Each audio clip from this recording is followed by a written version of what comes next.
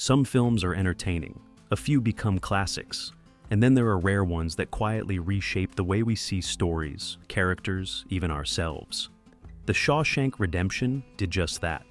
It wasn't a box office hit, nor did it win Best Picture, but over time, it carved out a space in our hearts like Andy carved through that prison wall. What if we told you there's still more?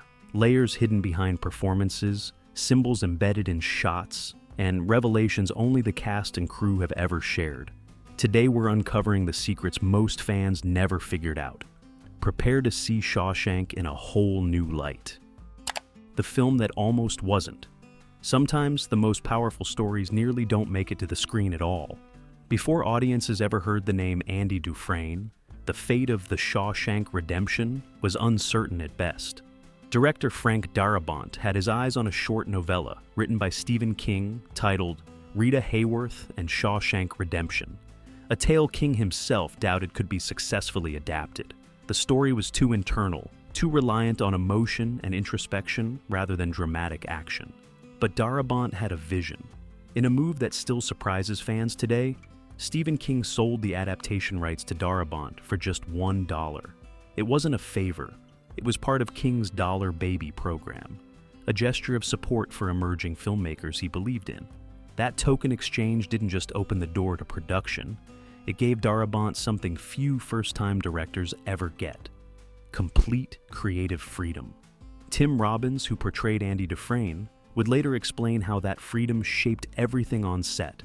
Without the pressure of a big studio controlling every moment, the actors and crew were allowed to breathe, to experiment, to dive deeper into their characters. The result was a film crafted with care and subtlety, not box office formulas. Morgan Freeman added another layer of irony in a later interview. Hollywood barely took notice of the project. Columbia Pictures didn't know how to market it. There were no flashy effects or stars in superhero suits. At first glance, it was just a quiet prison story. The studio treated it as an afterthought. And yet, that indifference gave birth to something extraordinary. Without commercial expectations weighing it down, the film grew organically, scene by scene, performance by performance. What emerged was not just a compelling narrative, it was a story that felt lived in, honest, and deeply human. In many ways, The Shawshank Redemption mirrored its own protagonist. Overlooked at first, underestimated by many, but carrying a quiet strength that would endure. A film that almost wasn't became one of the most beloved stories of our time. The prison that became a character. Atmosphere can shape a film just as much as its story or cast. For The Shawshank Redemption, the physical setting wasn't just a backdrop. It became an integral character in the narrative. When the production team chose the Ohio State Reformatory in Mansfield, Ohio, they weren't just looking for a location that resembled a prison. They found a structure steeped in real history, heavy with emotion, and lined with decades of sorrow. This imposing facility had been shut down only 4 years before filming began, after being deemed unfit for humane incarceration. The cast later admitted that filming there had a profound effect on their performances. Clancy Brown, who played the intimidating Captain Hadley, said that stepping through those gates each morning changed something inside him. The energy in those halls, the weight of real suffering, was impossible to ignore. It wasn't something they had to pretend. It surrounded them. Tim Robbins shared that during breaks between scenes, he would often sit quietly in one of the cells to soak in the atmosphere. At just 6 by 8 feet, the cramped space evoked a primal reaction. The panic you felt when the door closed was real, Robbins recalled. That claustrophobia didn't need to be acted, it was experienced. In an effort to make the prison scenes even more authentic, director Frank Darabont brought in former inmates as extras for scenes in the yard and mess hall. Their faces, weathered, worn, and filled with unspoken stories, added a level of realism that no costume or script could replicate. These men weren't acting, they were reliving. Even subtle details added to the immersive environment. The production team aged the walls differently for scenes set in various decades. In flashback sequences, the walls appeared grimier and more oppressive. As time passed, they gradually looked cleaner, reflecting the passage of time and the shifting energy within the prison. Most viewers never consciously pick up on this transformation, but they feel it. Morgan Freeman later reflected on how this dedication to realism changed his portrayal of Red. "I wasn't playing a prisoner on a set," he said. "I was playing a man who had lived decades in that place." It's this commitment to truth, to texture, to emotional depth that helped Shawshank's walls speak without saying a word. Character backstories you never saw. What makes a performance memorable isn't always found in the lines spoken, but in the life lived between them. For the cast of The Shawshank Redemption, bringing their characters to life meant creating histories that never appeared in the script. Imagine pasts that helped shape how each line was delivered, how each glance was shared, and how each decision carried weight. Morgan Freeman, in particular, crafted a detailed backstory for Red. While the film only briefly mentions his conviction, Freeman envisioned a more layered character, someone who once held status and influence in his community. In his mind, Red was a numbers man in the 1930s and early 1940s, operating quietly within his neighborhood. He wasn't just a man who made mistakes, he was someone who once had power and lost it all. This interpretation explained why Red knew how to get things, why he moved through Shawshank with a certain quiet authority. He had been resourceful long before arriving at the prison. That sense of recognition was crucial when Andy Dufresne entered the picture.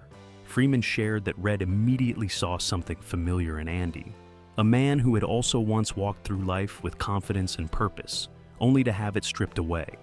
This unspoken connection gave their relationship emotional grounding from the start. Tim Robbins took a more psychological route in building Andy's character. Rather than one identity, Robbins developed two: the Andy everyone sees, calm, distant, methodical, and the Andy who only emerges in quiet moments, digging behind his cell wall or listening to opera in solitude. His performance was intentionally split between these layers. In public, Robbins made his movements tight and deliberate. In private, he allowed Andy's body language to soften, to reflect the parts of himself he still kept hidden. Even the smallest characters were built on personal foundations. James Whitmore, who portrayed Brooks, drew inspiration from his own father, who had struggled emotionally in later life. The quiet scene of Brooks feeding birds wasn't in the original script. It was something Whitmore suggested, based on a memory of his father doing the same in a city park. That small moment of kindness became one of the most touching in the entire film. These invisible stories, crafted behind the scenes, gave the film its soul. Each character didn't just act, they remembered. And in doing so, they made Shawshank feel not like a story we were watching, but like lives we were stepping into. The secret language of visual storytelling. Some of the most powerful moments in The Shawshank Redemption aren't found in dialogue or dramatic reveals, but in the way the film subtly directs your eye. Through careful framing, lighting, and composition, director Frank Darabont embedded emotional cues that most viewers absorb without even knowing. A recurring visual theme centers on Andy Dufresne's placement within the frame. Tim Robbins later shared that Darabont often positioned him behind bars, railings, or fences, even when outside his cell. This wasn't accidental. It symbolized how Andy felt internally confined by grief, injustice, and his secret plan, long before he ever escaped. While others adjusted to life inside, Andy never truly belonged to that world. This framing becomes a metaphor for emotional imprisonment. We see physical barriers, but what's really being shown is the mental cage Andy is working to break free from. The famous rooftop scene offers another layer of symbolism. What seems like a simple break, prisoners enjoying a cold drink under the sun, marks the beginning of Andy's quiet rebellion. As Morgan Freeman explained, this is where Andy starts helping guards with their finances, crafting a new role that will later enable his escape. Red sees it not just as generosity, but as strategy. That image of Andy, beer in hand, standing above the prison yard, it's not just a cool moment. It foreshadows his eventual rise, both figuratively and literally. Then there's the film's core mantra, get busy living or get busy dying. Clancy Brown revealed that this quote was posted on the production office wall. Every decision, every line, every shot was designed to reflect that choice between despair and hope, stagnation and progress. These quiet techniques are easy to miss, but impossible not to feel.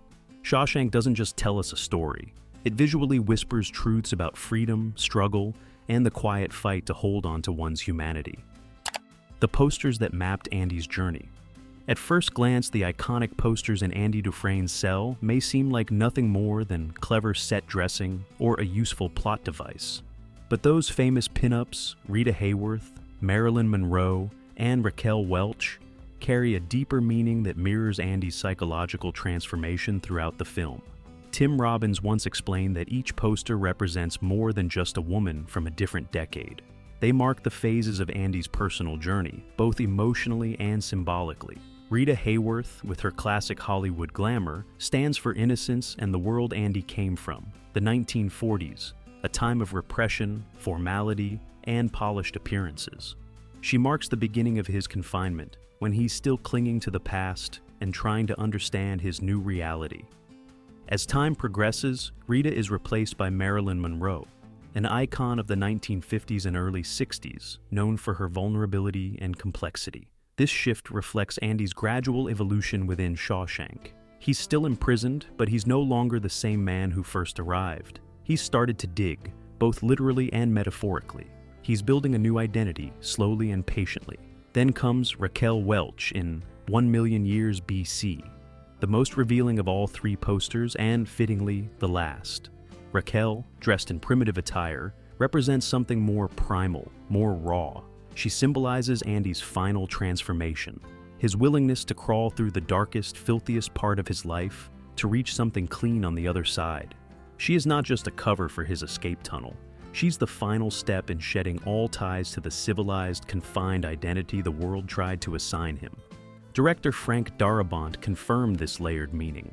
He noted that the progression of the posters, fully clothed to nearly bare, reflected Andy stripping away his past, his fear, and his need to conform. By the time Raquel's poster flaps open in the breeze, Andy has already shed everything that once held him back. That final shot of the poster fluttering is more than just a reveal. It's a quiet statement of transformation. Andy didn't just escape prison. He escaped the identity the world gave him and emerged as someone entirely new. Nature as a hidden narrator. While many films use weather as simple background, The Shawshank Redemption turns it into a silent storyteller. Subtle and consistent, the use of rain, clouds, and sunshine mirrors the emotional weight of the scenes and underscores the characters' journeys.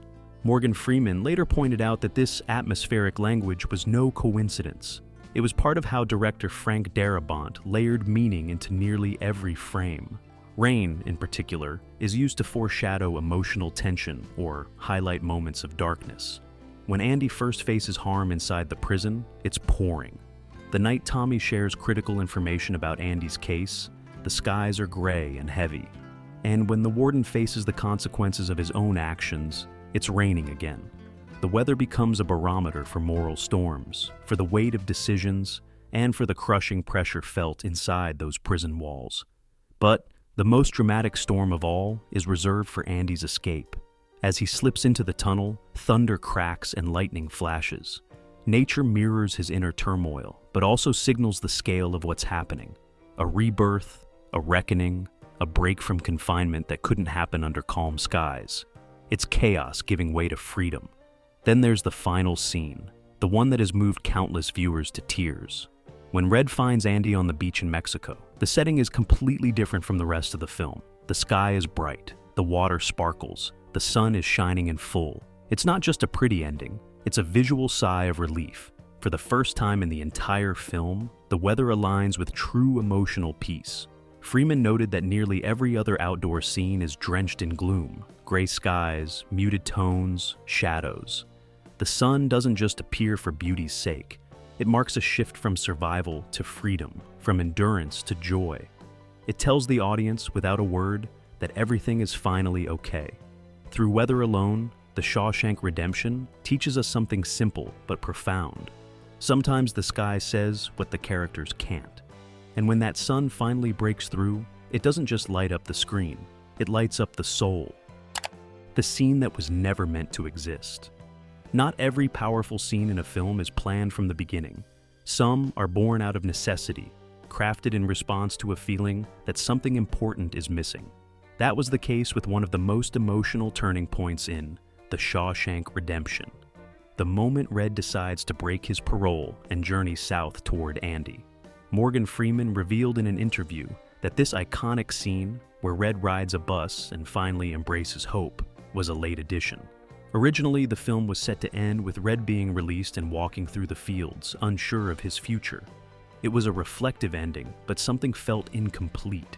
Test audiences responded with mixed feelings, and even Darabont sensed that Red's arc hadn't fully landed. The studio, on the other hand, had different concerns. They believed the movie was already too long, and felt that actually showing Andy and Red reuniting on the beach was unnecessary. They argued that hope was implied by Red's narration, and that was enough. But Darabont disagreed. To him, implication wasn't enough. He wanted the audience to feel the emotional payoff, not just imagine it. So, the scene on the bus was written and filmed late in the process. It's quiet, simple, but powerful. Red's voiceover admits his hope, his fear, and ultimately his decision to move forward. It gives his character a clear resolution, a shift from a man resigned to his fate to someone who dares to believe again. This wasn't just a narrative fix, it was a thematic one. Without this moment, Red's story remains unresolved. His journey would end with freedom from prison, but not from his inner confinement. By deciding to seek Andy, Red doesn't just break parole, he breaks the mindset that kept him emotionally caged for decades. Freeman later said that the beach reunion, which followed this bus scene, only works because of the choice Red makes beforehand. It's not just Andy's story of freedom, it's Red's story of renewal, and it almost never happened.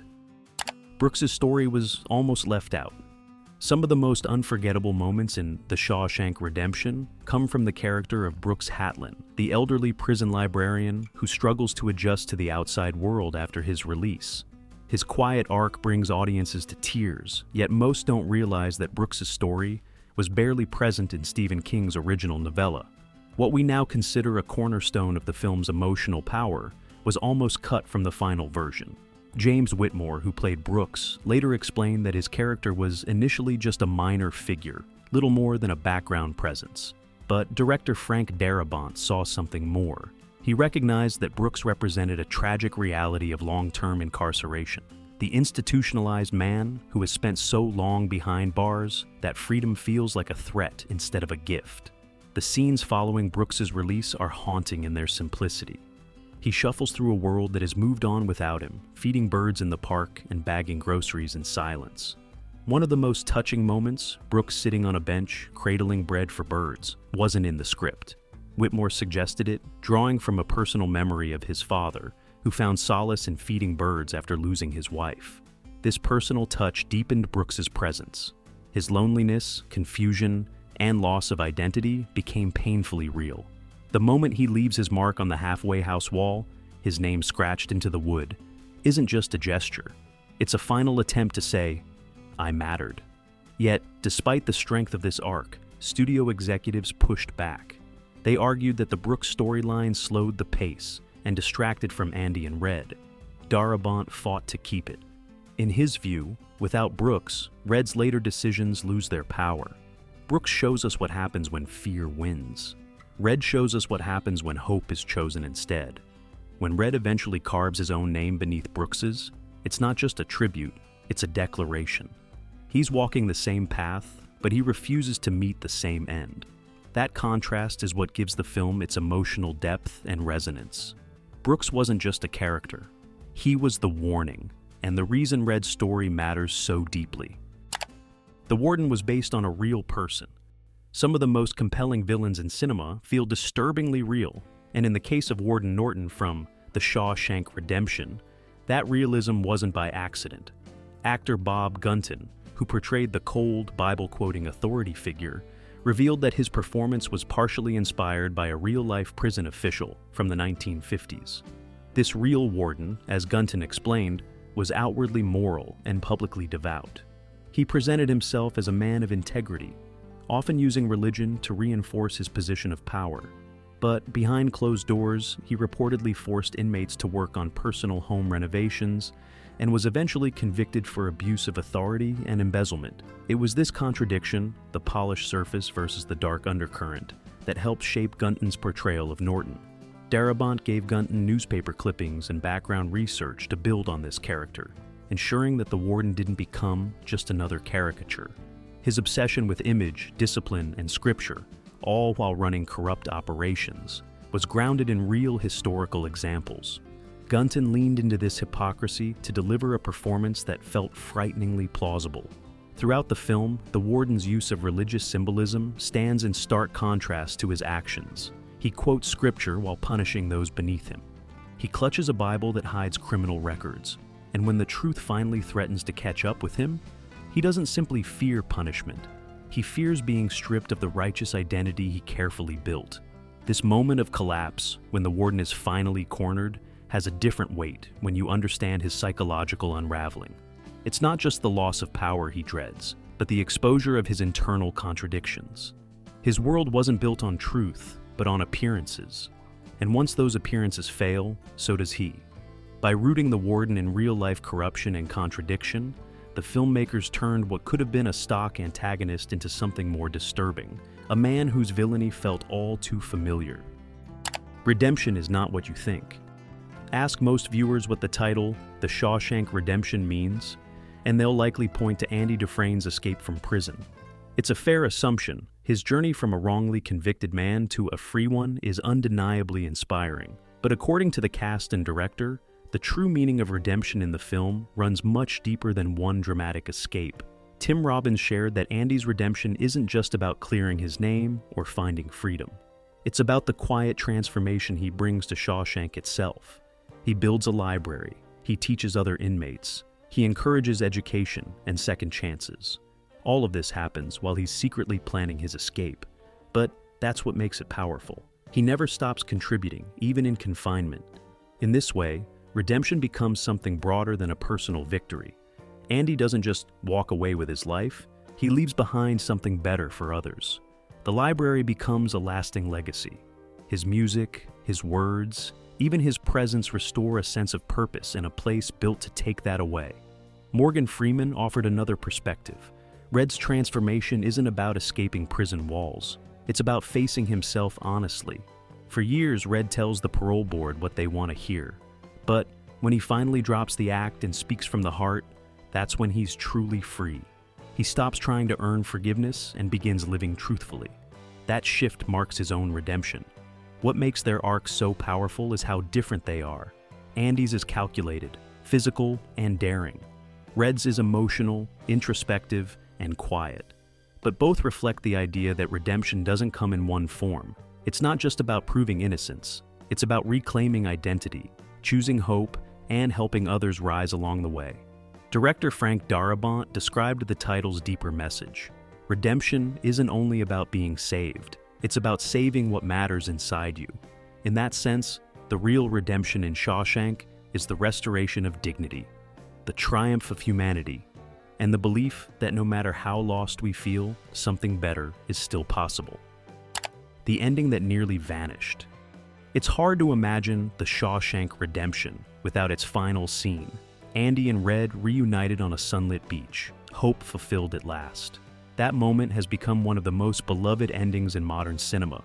But what many fans don't know is that the studio almost removed it entirely. Originally, director Frank Darabont considered ending the film with Red riding the bus toward the Mexican border. It would have been a quiet, open-ended conclusion, one that left Red's fate to the imagination. The studio supported this version.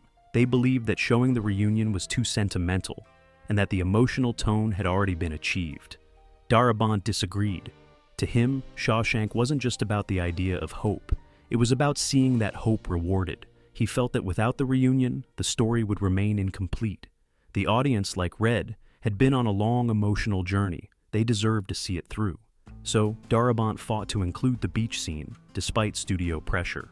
Not only did he win that battle, but he also chose to shoot the ending first, before the rest of the film was made. That decision gave the moment a unique quality. At that point, Tim Robbins and Morgan Freeman hadn't yet built the on-screen chemistry that would define their performances. The reunion feels slightly tentative, as if two old friends are rediscovering each other after a long separation.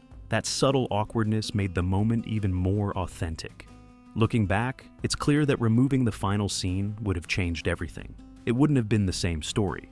Red's journey would end in uncertainty, and Andy's escape would feel incomplete. The beach scene doesn't just tie up loose ends. It delivers on the film's emotional promise. Morgan Freeman later reflected on this, saying that without the reunion, Shawshank would be a film about longing. With it, it becomes a film about healing. That final moment doesn't just close the story. It opens something in the viewer, a belief that maybe, just maybe, the long road really can lead to something beautiful. The music that told the story. It's easy to credit a film's emotional weight to its actors or dialogue, but sometimes the quietest element carries the heaviest load. In this case, the music served as the heartbeat of the story, guiding the audience through despair, resilience, and ultimately, renewal. Composer Thomas Newman didn't just score scenes, he sculpted an emotional arc that ran parallel to the narrative. The brilliance of Newman's approach lies in its subtlety. Early in the film, the score feels cold and mechanical. Strings are tight, rhythms are restrained. These choices reflect the lifeless routine of prison life, where days blur and hope fades. But as the story progresses, so does the music. It becomes warmer, more fluid, and eventually, quietly triumphant. Most viewers don't consciously notice the shift, but they feel it. The music gently mirrors Andy's influence on Shawshank, just as he begins to stir something human inside its gray walls. One of the most poignant musical moments comes during the sequence featuring Brooks. As the elderly man struggles with life beyond the prison, Newman's score doesn't dictate how we should feel. It reflects how Brooks feels. The melody doesn't scream sadness or pity. Instead, it conveys confusion, fear, and the quiet unraveling of someone who no longer belongs to the world he re-entered. It's haunting because it feels honest. When Andy plays the opera record over the loudspeakers, the music transcends the walls. For a brief moment, the prison transforms. The score and the image work in harmony to create something that feels almost magical, an audible expression of hope. Newman's restraint earned praise from film scholars and musicians alike. The score was nominated for an Academy Award, but lost to The Lion King. Still, many believe it to be one of the most emotionally complex soundtracks ever composed for film. Its legacy endures not through awards, but through how it made viewers feel without ever demanding that they feel anything. In Shawshank, the music didn't overpower the story. It illuminated it. And in doing so, it helped elevate the film into something far more timeless than a typical prison drama. It became a symphony of subtle emotion. The film that tunneled into history. When it premiered in 1994, few could have predicted the quiet masterpiece would eventually become a cultural icon. Lost among the noise of blockbuster releases like Pulp Fiction and Forrest Gump, the movie barely made back its production budget. But like the slow, determined escape at its heart, its legacy was just getting started. Morgan Freeman later remarked that the story didn't find its audience in theaters.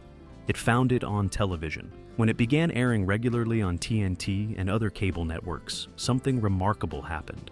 People didn't just watch it once, they watched it over and over again. And with each viewing, they passed it along. Its popularity spread through VHS rentals, weekend marathons, and word of mouth. Families kept copies on their shelves. Friends lent it out like a secret worth sharing. It became emotional comfort food, something to revisit whenever you needed a reminder that dignity and hope can outlast even the darkest circumstances. Tim Robbins described this second life as poetic. Just like Andy's hidden work behind his cell wall, the film carved its place in viewers' hearts slowly, quietly. It didn't rely on flashy marketing or buzz. It relied on its message, and on the quiet trust that the right people would eventually find it. By the late 1990s, it wasn't just successful, it was revered. The film topped best of lists and climbed to #1 on IMDb's rankings, outpacing classics like The Godfather and Citizen Kane. Its themes of redemption, friendship, and persistence struck a universal chord. What began as a near-forgotten release turned into something enduring. It connected with people who felt overlooked, confined, or worn down. It whispered a message of patience and possibility, that the long road may be painful, but it can still lead to the light. The prison today, from horror to hope. Not every place with a dark past stays buried in it. In Mansfield, Ohio, the former Ohio State Reformatory, once the grim backdrop for punishment and isolation, has taken on a new identity, a beacon of transformation, curiosity, and unexpected hope. Today, this towering structure is no longer just a retired prison. it's a thriving tourist destination.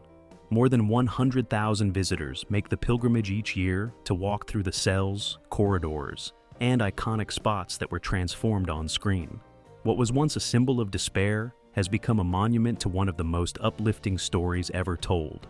The Shawshank Trail, a self-guided tour weaving through real filming locations in and around Mansfield, has revitalized the area's economy. Local shops, restaurants, and hotels have embraced the film's legacy, offering fans a way to not just watch the story, but live in it for a little while.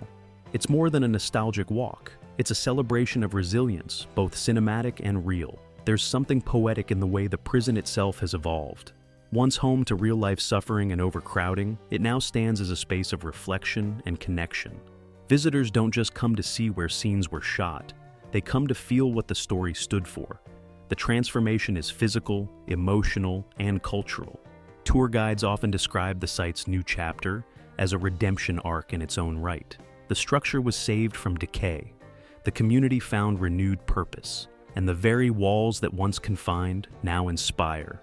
From a place that represented confinement and punishment, the Ohio State Reformatory has become a global symbol of storytelling, second chances, and the enduring power of hope. The forgotten narrator. Sometimes it's not what's said, it's how it's said. And in this story, Morgan Freeman's voice didn't just narrate events, it carried the emotional weight of the entire journey. Yet, for such an iconic element, the voiceover almost didn't happen. Director Frank Darabont initially hesitated to use narration. He feared it might feel like a shortcut, telling the audience what to feel rather than letting them experience it naturally. Voiceovers can often fall flat, but this one became essential.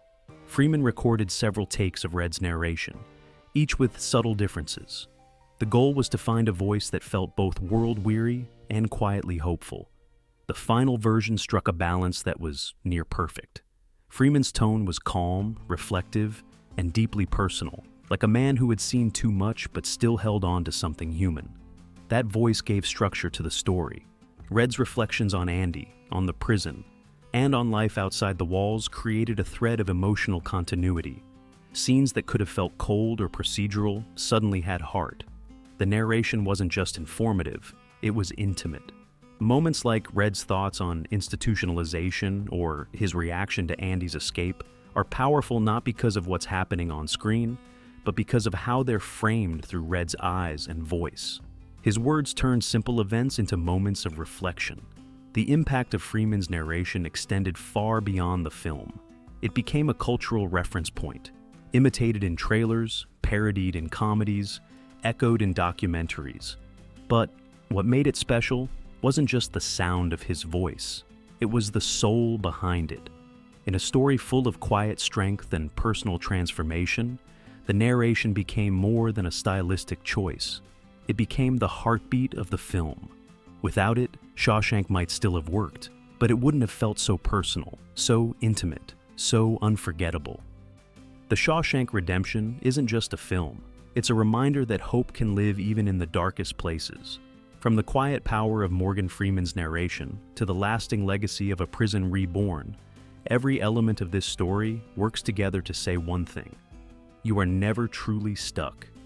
There is always a way forward.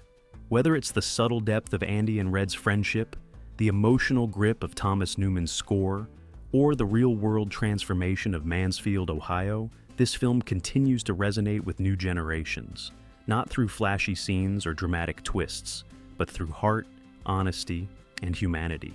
If you enjoyed this journey through the hidden stories behind Shawshank, don't forget to give this video a like. Let us know in the comments what details surprised you the most, or if we missed your favorite. And of course, if you want more stories that dive beneath the surface of iconic films, make sure to subscribe. The best is yet to come.